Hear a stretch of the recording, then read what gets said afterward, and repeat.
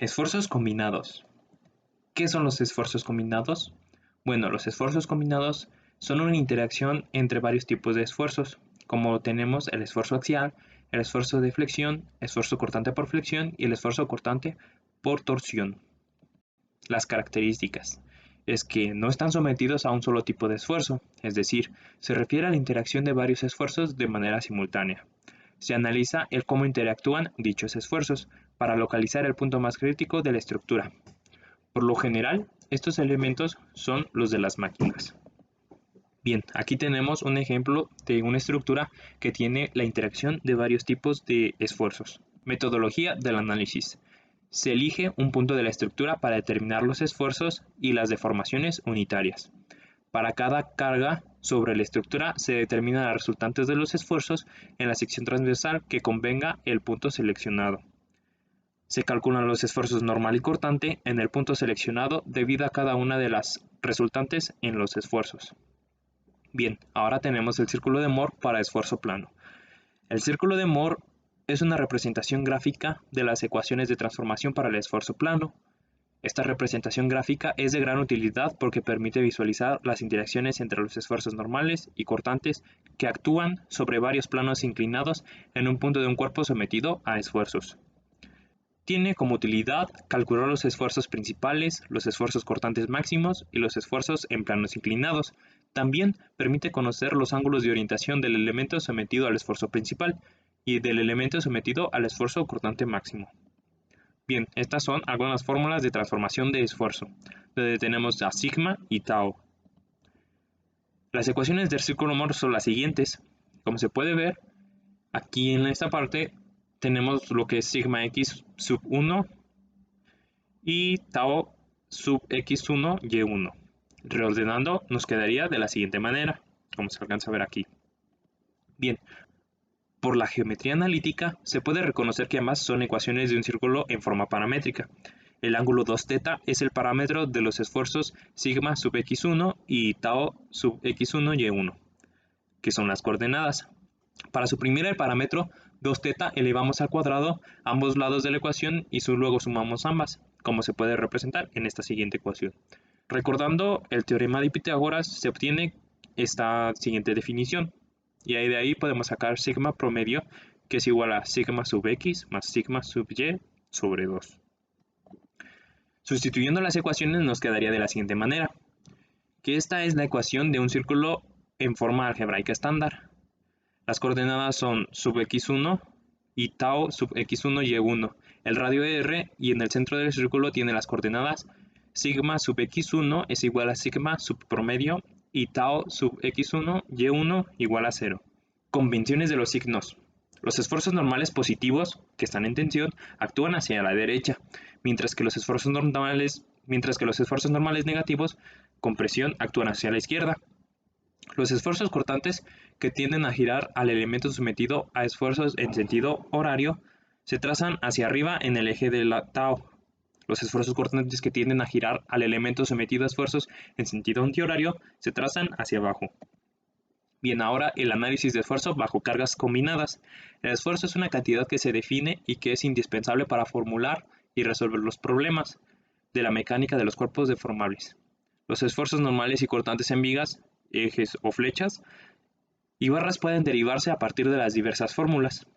Las condiciones de esfuerzos existentes en barras cargadas axialmente, barras en torsión y vigas son ejemplos de un estado de esfuerzo llamado esfuerzo plano.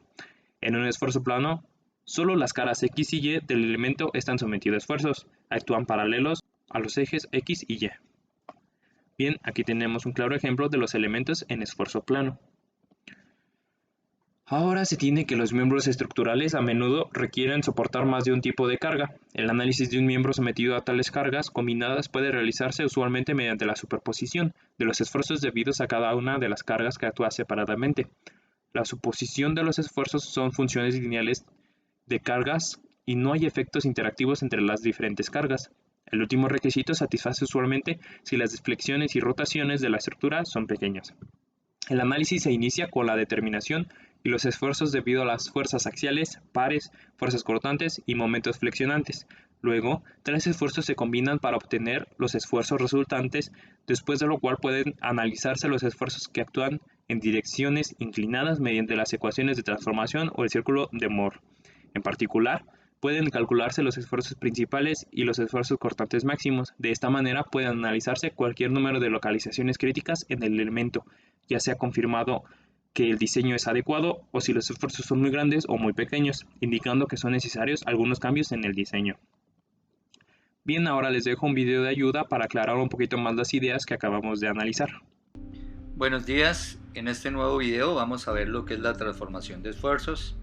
Entonces vamos a decir que sobre un elemento, cuando está cargado en todas sus caras, se van a presentar 6 tipos de esfuerzos. De esos 6 tipos de esfuerzos, 3 corresponden a los esfuerzos normales que están ahí señalados en naranja, sigma X, sigma Y, sigma Z. Y los otros 3 pues van a corresponder a esfuerzos cortantes. Ahí está el esfuerzo cortante tau XZ que viene en pares, el esfuerzo cortante tau XY que también viene en pares y el esfuerzo cortante tau YX.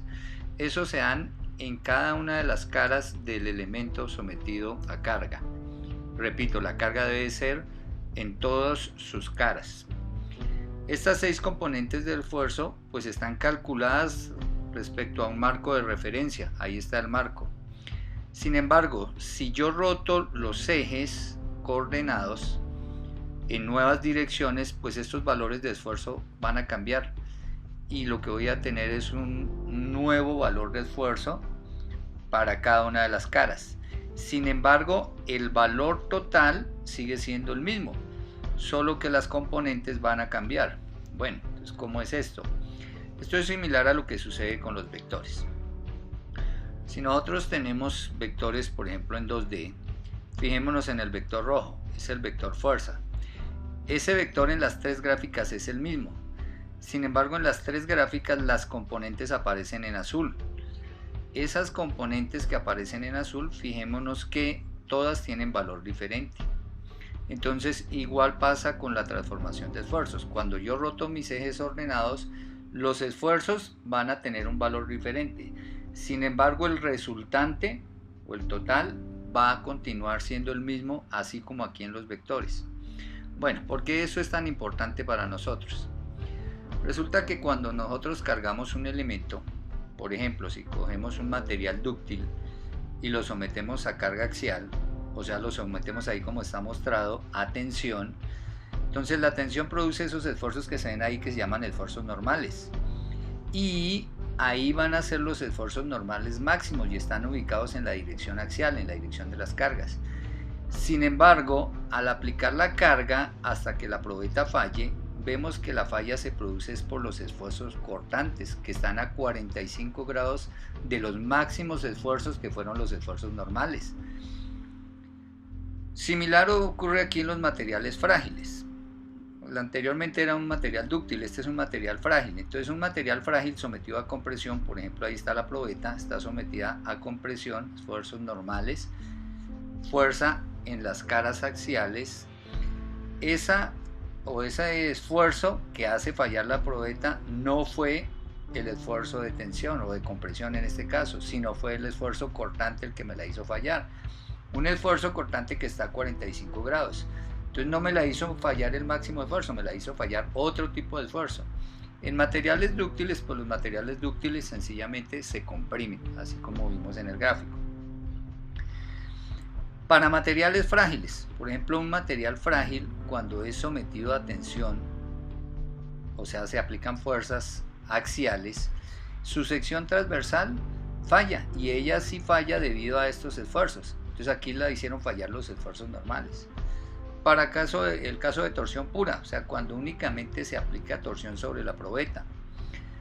Entonces igual analizamos para materiales dúctiles. Entonces si yo someto esta probeta a torsión, empiezo a aplicarle torsión, ella se va retorciendo hasta que la falla se produce a 90 grados y a 90 grados es debido a los esfuerzos normales, no fue debido a la torsión. ¿Qué pasa en los materiales frágiles? Pues un material frágil sometido a torsión sí la hacen fallar los esfuerzos cortantes, lo contrario que se pasó con el material dúctil. Aquí sí le hicieron fallar los esfuerzos cortantes. Entonces, de conclusión, vamos a decir que cuando se le aplica carga a un material, no siempre el esfuerzo máximo es el que me la hace fallar, sino que pueden haber otros esfuerzos que pueden ser menores que me la hacen fallar y que está en otra dirección diferente a la que yo estoy trabajando. Entonces, es por todo lo anterior que yo debo encontrar esa dirección de donde ocurren los esfuerzos normales máximos y mínimos, o encontrar el valor de esos esfuerzos a determinado ángulo de rotación. Entonces, si yo roto mis ejes ordenados θ grados, entonces debo saber cuánto valen ahora las nuevas componentes de esfuerzo, como acá en esta situación. Entonces ese esfuerzo Y ya tendrá un valor diferente que será sigma Y', y así cada uno de los esfuerzos va a tomar valores diferentes. Miremos un caso especial que es la transformación de esfuerzo plano. Entonces, ¿a qué llamamos nosotros el esfuerzo plano? Cuando nosotros tenemos una situación de carga, pero es una situación de carga especial, como el que vamos a ver aquí en la figura, en el cual las fuerzas solo aparecen sobre 4 de las 6 caras. O sea, hay 2 caras, que es la cara frontal y la posterior, que no están sometidas a carga. Luego, los esfuerzos que se me van a presentar son esfuerzos normales en X, en Y y el cortante tau XY. Esos esfuerzos que se están viendo ahí, todos están en el mismo plano, en ese plano verde que nos aparece. A esto lo llamamos nosotros una situación de esfuerzo plano. Ejemplos de esta situación: entonces, un material de espesor delgado sometido a cargas en la parte axial, o un eje cuando estoy analizando su superficie. Estos son ejemplos de esfuerzo plano. ¿Por qué es importante saber trabajar el esfuerzo plano? Porque, por ejemplo, si se va a hacer el diseño de estos tanques que están mostrándose ahí, en el diseño se debe analizar la situación de ellos como una situación de esfuerzo plano. Ahora, con respecto al esfuerzo plano, pues vamos a hacer lo mismo, vamos a buscar la transformación de esfuerzos, solo que ya no vamos a trabajar con los 6 esfuerzos, sino con 3 esfuerzos. Entonces, ¿cuánto quedan valiendo nuestros nuevos esfuerzos al rotar el plano?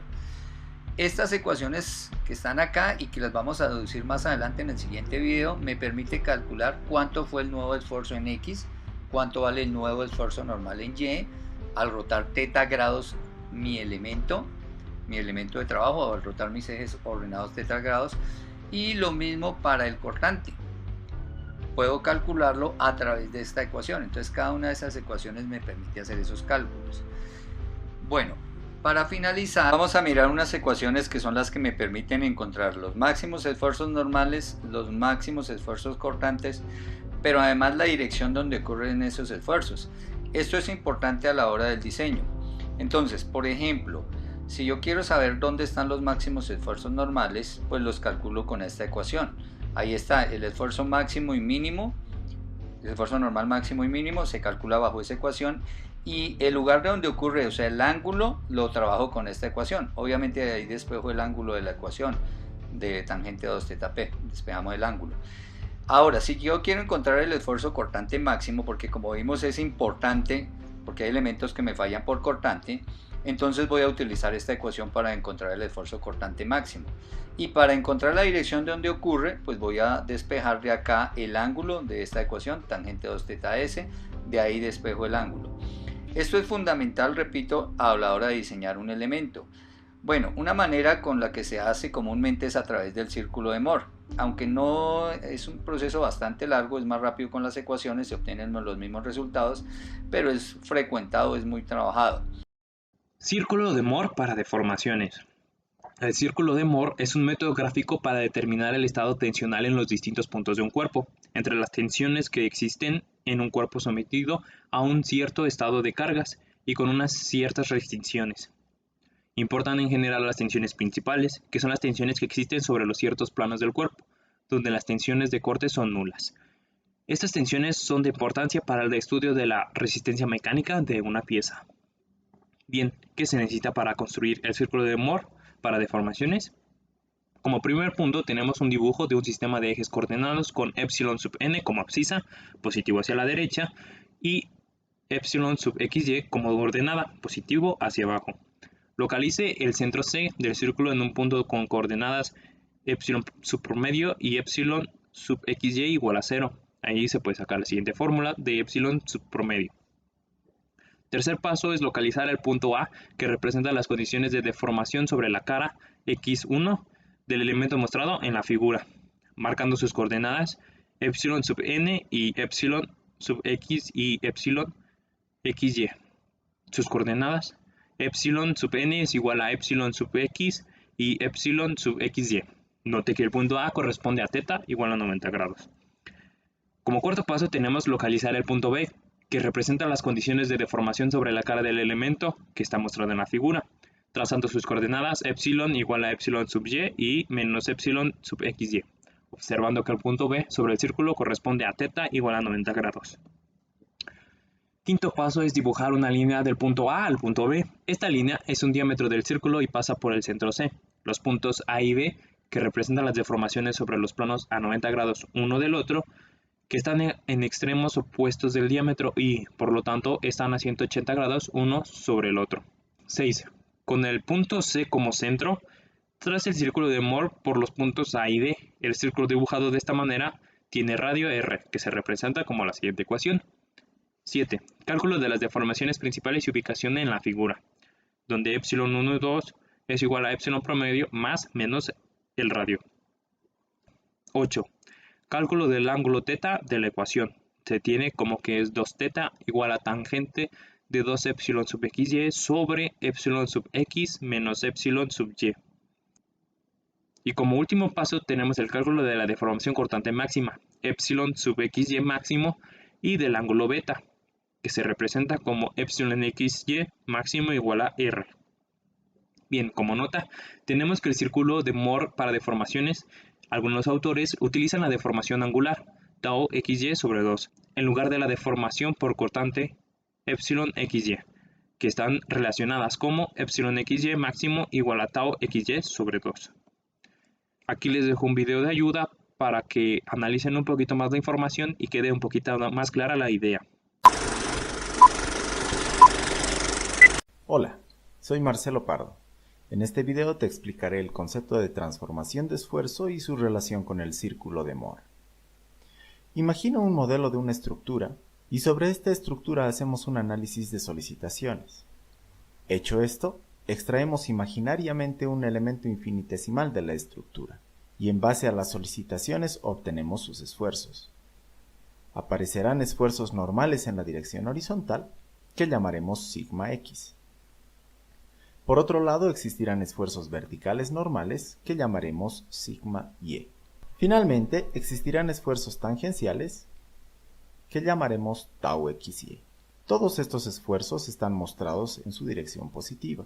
Obviamente, podrán existir esfuerzos negativos en el sentido opuesto al mostrado, dependiendo de las solicitaciones de la estructura.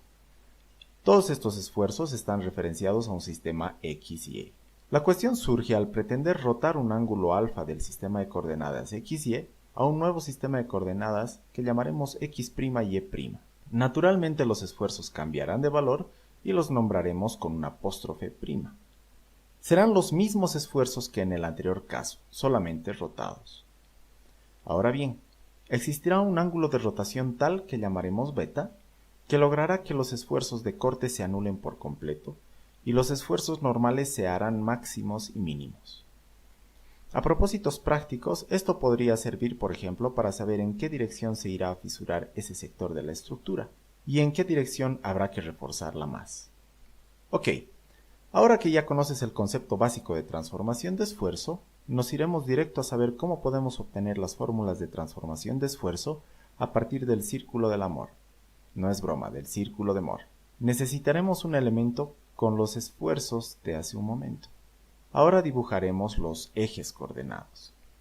El eje X representará los esfuerzos normales y el eje Y representará los esfuerzos tangenciales.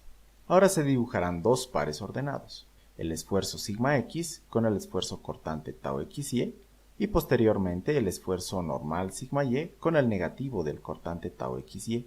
Luego se dibuja una línea que une estos dos puntos. La intersección de esta línea con el eje horizontal marca el centro del círculo de Moore. Luego se dibuja el círculo que pase por los dos puntos de esfuerzo y con el centro en C. El siguiente paso consiste en conseguir matemáticamente el centro del círculo. Para esto debemos promediar los dos esfuerzos normales sigma x y sigma y, formulando la fórmula sigma x más sigma y sobre 2. Para obtener el radio del círculo, primero debemos conocer la distancia desde sigma x hasta el centro C. Esta distancia es la mitad de la distancia entre sigma x y sigma y. Luego, del triángulo pintado, podemos obtener la hipotenusa en base al cateto adyacente y el cateto opuesto, con la fórmula de Pitágoras. Y listo. Con estos datos ya podemos conocer los esfuerzos principales de nuestro elemento diferencial. Resulta que los esfuerzos principales están ubicados en estos puntos.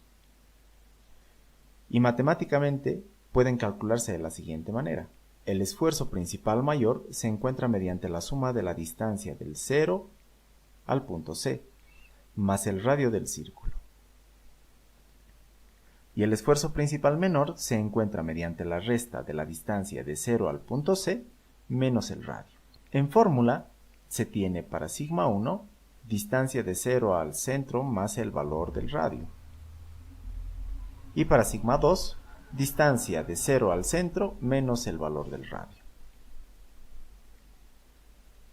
Estos dos valores de sigma 1 y sigma 2 representan los esfuerzos normales máximos y mínimos del elemento. La rotación para la cual se obtienen estos esfuerzos principales sucede cuando el elemento se rota un ángulo beta. Este ángulo se representa como 2 beta en el círculo de Moore. Se puede imaginar que se alcanzan los esfuerzos principales máximo y mínimo cuando la línea verde dibujada rota un ángulo 2 beta tal que la línea coincide con el eje horizontal. Si la rotación de la línea verde es horaria, entonces la rotación del elemento también deberá ser en este sentido. Se entenderá mejor el concepto con un ejemplo. El ejemplo pide encontrar los esfuerzos principales en base a la actual situación de esfuerzos mostrada. Para esto se dibujan las coordenadas como en la teoría. Luego se dibujan los pares coordenados, sigma x con tau xy y sigma y con menos tau xy. Note que para este ejercicio sigma y es negativo, pues está con presión. Ahora se unen ambos puntos encontrados y se encuentra el centro. Luego se dibuja el círculo pasando por los dos puntos negros. Si el procedimiento se hace a escala y con cuidado, los puntos encontrados gráficamente se aproximarán mucho a los resultados analíticos. Por ejemplo, a simple vista podríamos estimar que el esfuerzo principal mayor, sigma 1, será más o menos 17 megapascales y el esfuerzo principal menor será alrededor de 7 megapascales. Pero sigamos con los cálculos analíticos. El centro del círculo se encuentra con sigma x más sigma y sobre 2. Y este resultado lo anotamos en el centro del círculo.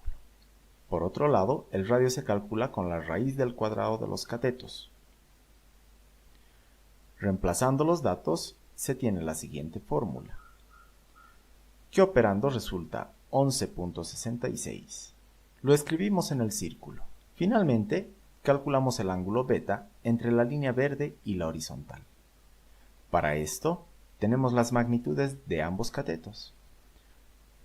Por tanto, el ángulo es el arco tangente entre el cateto opuesto dividido entre el cateto adyacente.